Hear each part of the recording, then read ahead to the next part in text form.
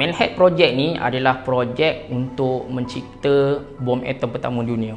Asal usul dia bermula tahun 1939. Masa tu saintis Jerman, Otto Hahn dengan Fritz Strassmann, dia jumpa proses pembelahan nuklear, iaitu atom tu apabila dibelah, dia akan melepaskan tenaga nuklear yang sangat kuat. Jadi berita mengenai penemuan pembelahan nuklear oleh saintis Jerman ni menimbulkan kegusaran lah oleh sebahagian saintis. Mereka takut Jerman akan mencipta bom menggunakan proses pembelahan nuklear ni sendiri. Dan lebih membimbangkan lagi, tahun yang sama tu juga, lebih kurang 2-3 bulan lepas penemuan pembelahan nuklear tu, Jerman serang Poland, mencetuskan perang dunia lah. Antara yang bimbang tentang benda ni adalah Leo Szilard. Jadi Leo Szilard ni dia nak bagi tahu Presiden Amerika Syarikat tentang kebimbangan dia, tapi dia tak mempunyai pengaruh yang kuat. Jadi dia jumpa Einstein, buat surat, tanda tangan, dan surat tu dihantar ke Presiden Amerika Syarikat, Franklin Roosevelt. Dan Roosevelt tengok surat tu, dia bangunkan satu organisasi lah, lebih kurang nama dia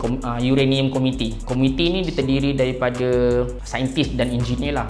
So Roosevelt dia cakap, kita buat research, betul ke pembelahan nuklear ni praktikal untuk buat bom. Lepas tu Amerika Syarikat dia dapat berita daripada UK, bukan berita, laporan lah. Diorang buat kajian juga. Dia kata sebenarnya nak buat bom guna pembelahan nuklear ni memang feasible. Jadi diorang risau, Amerika Syarikat risau, UK pun risau. Jadi Amerika Syarikat dia cakap, kita tak payah buat research je, kita buat development. Kita buat research, kita buat bom sekali.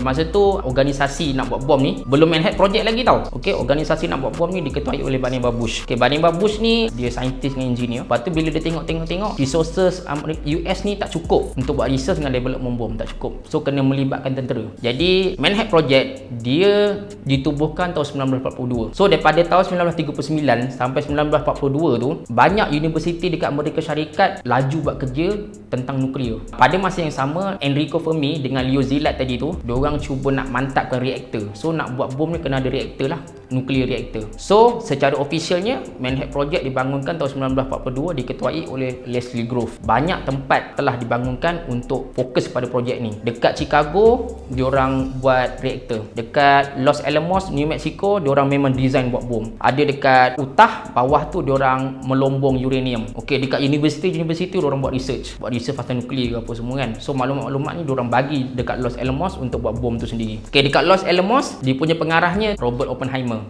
Robert Oppenheimer diketuai projek dekat Los Alamos untuk design bom tu sendiri. Kemudian bom pertama pun dilepaskan lah dalam ujian Trinity. Bila dah dilepaskan tahun 1945, kemudian Ogos lepas diorang tahu bom dah boleh buat. Jerman masuk dah mengaku kalah dalam peperangan. So tinggal Jepun je. So Amerika Syarikat dengan sekutu-sekutu dia bagi amaran kat Jepun, mengaku kalah juga ataupun you akan terima kemusnahan. So Jepun tak nak kalah, kemudian bom dilepaskan di Hiroshima. Little Boy, bom berasaskan uranium, dilepaskan ke Hiroshima, lebih kurang hampir 300,000 orang terkorban. Jepun tak nak kalah. Kemudian 6 Ogos, Fat Man, bom nuklear berasaskan plutonium, dilepaskan kat Nagasaki. Barulah Jepun mengaku kalah, barulah perang tamat. Lepas tu projek Manhattan ni dia memang sangat-sangat sekretif, sangat-sangat rahsia lah, public tak tahu. Lepas dah habis perang dunia, barulah projek ni diberitahulah kepada orang awam yang kita ada buat bom dan sebagainya. Dan projek ni merupakan salah satu orang kata bukti apabila